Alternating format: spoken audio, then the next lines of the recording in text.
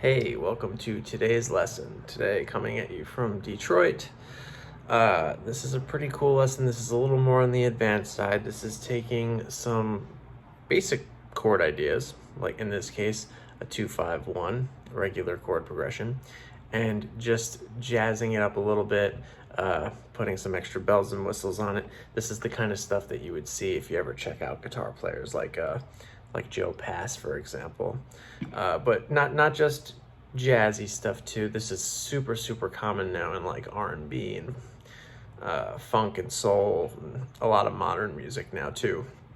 So the idea here is we're in the key of C, right? And we're doing a 2-5-1, very common chord progression that there's been multiple lessons about, so might want to look at that. But in the key of C, a 2-5-1 would be D minor 7, or just D minor, but D minor 7, G7, G dominant 7, or just G, and the one chord C major 7, or C.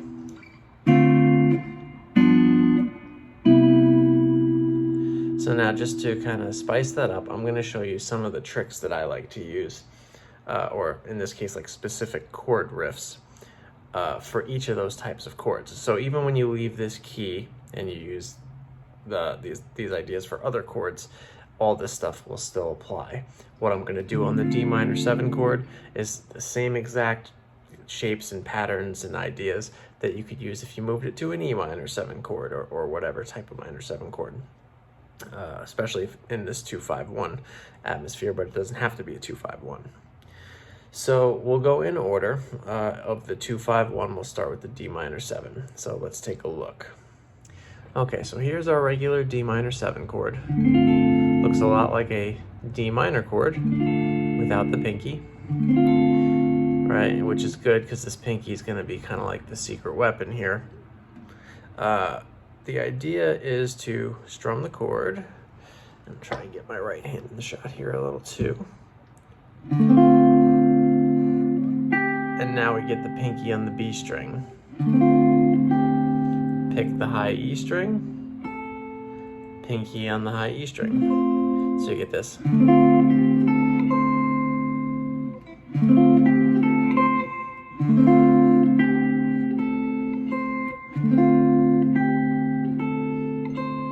Right?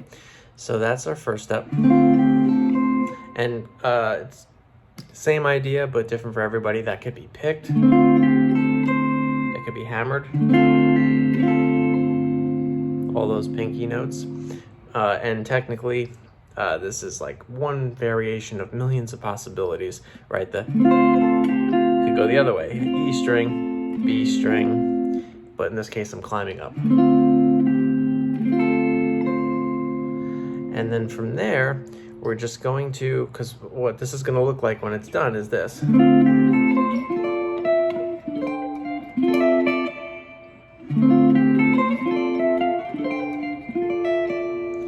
So it looks like a lot more than it is, right? We went from this D minor 7 up to this D minor 7. So this is 10th fret, and just barring the D, G, B, and E string, the little 4 strings. Right, which is right where this D minor 7 chord would be, or like this. But we're just taking these top 4 strings of it, and now using the extra fingers. So far, now we have this.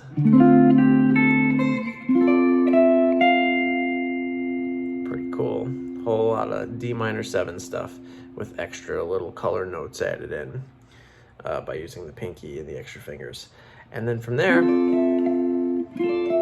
we now go first finger on the 12th fret, which is D again, and we're going to use this shape.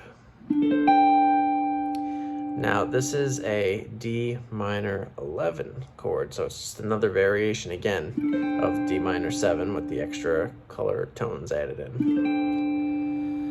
So we now have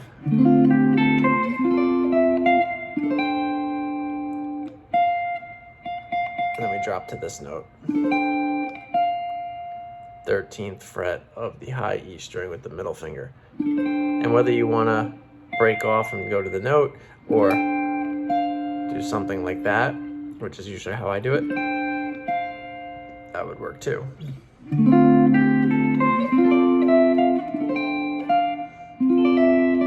then we went back to this D minor 7 again. So this is our whole minor 7 riff here. So it looks like I just did a lot of cool stuff, nifty sounding, whatever. But in general, the idea is that that was all based around D minor. And if you look at this D minor, this D minor, this D minor, right? This could be applied to anything. I can go to C and have the riff here. So that's what's cool about this is something you could throw on any minor 7 chord that pops up. So that's our minor 7 riff, D minor 7 riff. Now we go to the 5 chord, which is G dominant 7, otherwise just called G7. So we're going to start up here at the 10th fret, G, on the A string. This is our G7 chord, right? And the riff we're going to do, based off that, we're going to bump this out a little bit, which makes it a sus4, G7 sus4 chord instead. So it's going to be.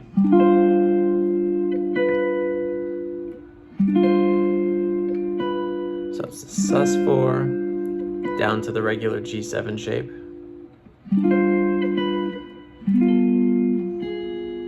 So this is a G9, which is still a G7 chord with the 9 added to it. And some people like to do it this way, some people like to do it this way. But we have that. Now this pinky note is basically going to drop down a fret, and what happens is you end up barring this to get it. So that is now a G flat 9 chord, which once again is a G7 chord with a flat 9, or flat 2 if you want to call it that, but they're the same thing. So we get this nice G7 sus, G7, G9, G flat 9, or G7 flat 9 would be the technical name. Sorry. Which is also called an altered chord. And then one more altered chord. We go down to this G and play a G7 sharp 5 chord. You could also call it G flat 13, sharp 5, flat 13, same note. So this is our dominant chord or 5 chord riff.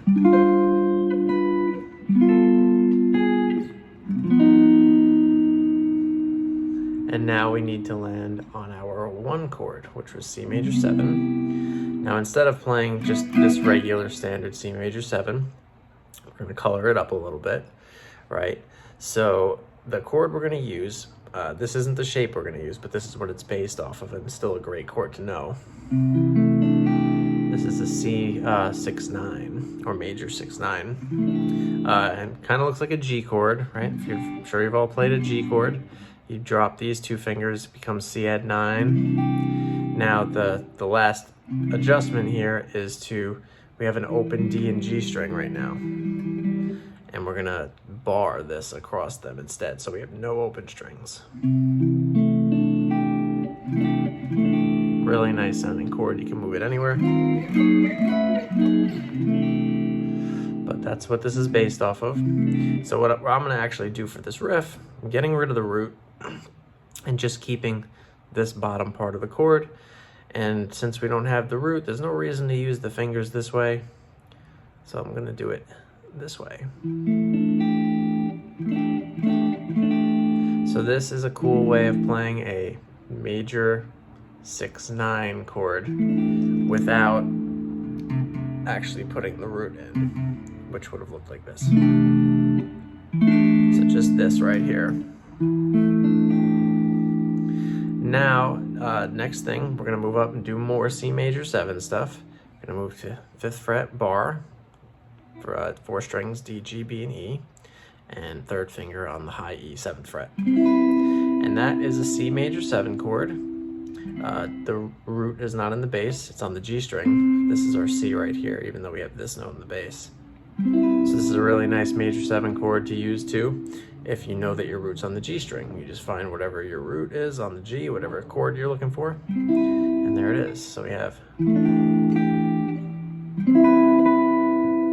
still I'm double picking on the high E string at the end of these. And now up a whole step, 7th fret, and this is back to that minor 11 shape that we used for the minor chord down here, just doing it over here.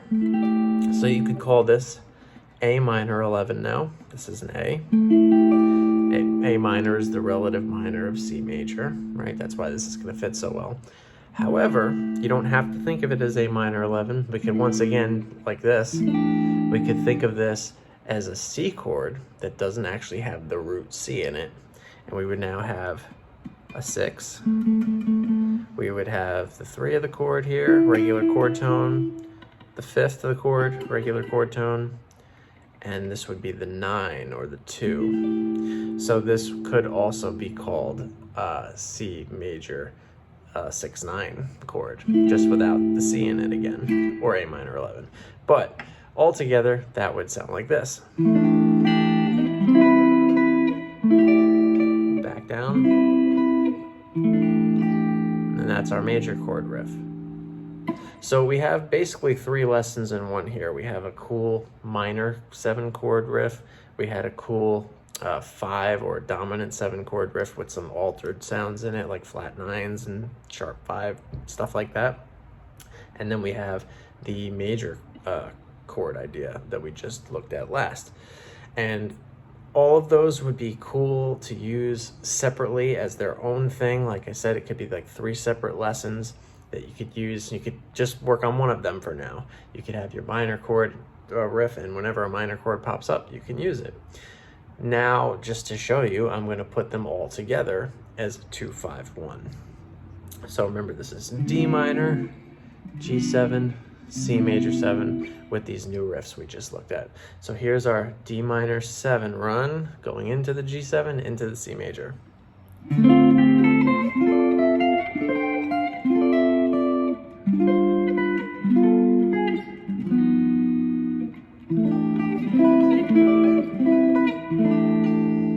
Really nice when you put that all together.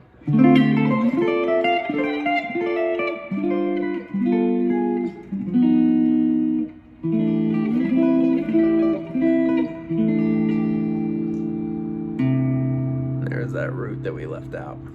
So that is what it all sounds like when you put it together. You can play it fast, you can play it slow.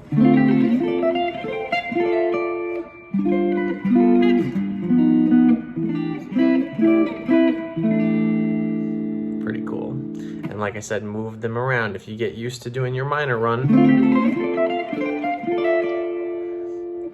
you could do it somewhere else. So if we had E minor 7, right?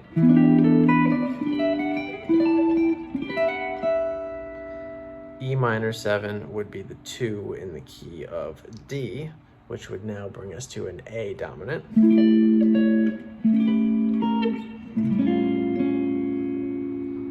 And then we would now go to D.